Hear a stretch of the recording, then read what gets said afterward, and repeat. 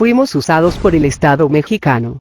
Se nos capacitó para una función y se nos ordenó hacer otra muy diferente. El señor Felipe Calderón, ex comandante supremo de las Fuerzas Armadas, declaró la guerra al narcotráfico y fue un término muy desafortunado. Así se expresa un grupo de 20 militares presos, en una carta enviada hace unos días al presidente de la República, la Cámara de Diputados y el Poder Judicial de la Federación. Todos están en proceso o condenados por delitos cometidos durante los años duros de la guerra contra el narco, en el sexenio del expresidente Calderón. Algunos cumplen penas de hasta 31 años. La misiva trasciende en un momento en que México discute legislar la participación de las Fuerzas Armadas en tareas de seguridad pública. Tras la llegada de Calderón al poder en diciembre de 2006, los militares salieron de sus cuarteles y asumieron el papel de la policía en varios estados del país. Era una situación extraordinaria. El presidente se apoyó entonces en el artículo 29 de la Constitución, que permite echar mano del ejército cuando exista una perturbación grave de la paz pública. La idea era depurar los cuerpos de seguridad y prepararlos para combatir a los cárteles del narcotráfico. 10 años más tarde, la policía de muchos estados siguen sin funcionar y una solución momentánea, las Fuerzas Armadas, se ha convertido en permanente. En todo este tiempo, la Comisión Nacional de Derechos Humanos ha denunciado en decenas de ocasiones torturas, abusos y asesinatos cometidos por militares. La presión se ha sentido al interior del ejército, hasta el punto de que el secretario de la Defensa, el general Salvador Cienfuegos, declaró el pasado 9 de diciembre que el ejército no se siente a gusto persiguiendo delincuentes. Nuestros soldados, dijo, ya le están pensando si le entran a seguir enfrentando a estos grupos, con el riesgo de ser procesados por un delito que tenga que ver con derechos humanos. Cienfuegos pedía un marco jurídico para el actuar de la tropa, una ley que regule su presencia en las calles. En las últimas semanas senadores y diputados han presentado iniciativas en este sentido.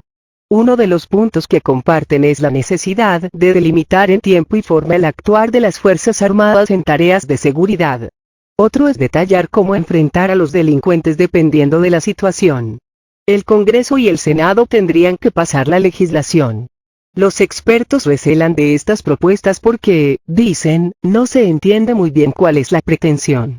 Catalina Pérez Correa, investigadora de la División de Estudios Jurídicos del CIDE, uno de los centros más prestigiosos de México, dice que las propuestas son vagas.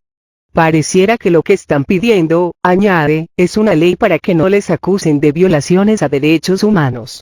Maureen Meyer, directora del Programa para México de la Oficina en Washington para Asuntos de Latinoamérica, asume que la reacción inmediata de un soldado es aplicar la fuerza.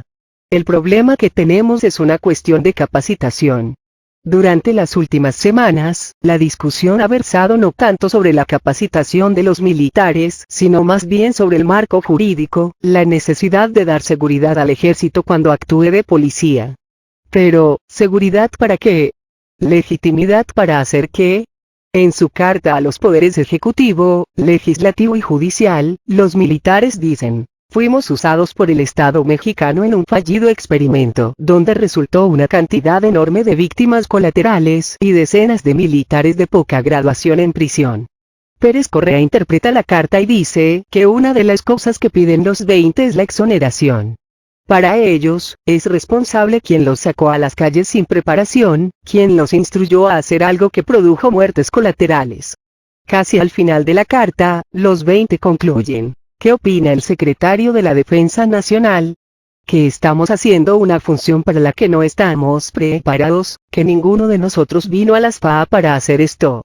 Si esto opina el titular de las Fuerzas Armadas, ¿dónde quedamos nosotros?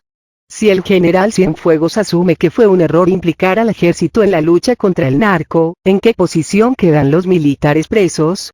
¿En qué posición quedan quienes siguen enfrentando al crimen organizado hasta que el comandante en jefe diga lo contrario? Pérez Correa apuesta por una ley en que la suspensión de garantías constitucionales, por la actuación puntual del ejército, sea por un tiempo definido. Además, dice, debe prever un mecanismo por el que los poderes legislativo y judicial controlen los operativos.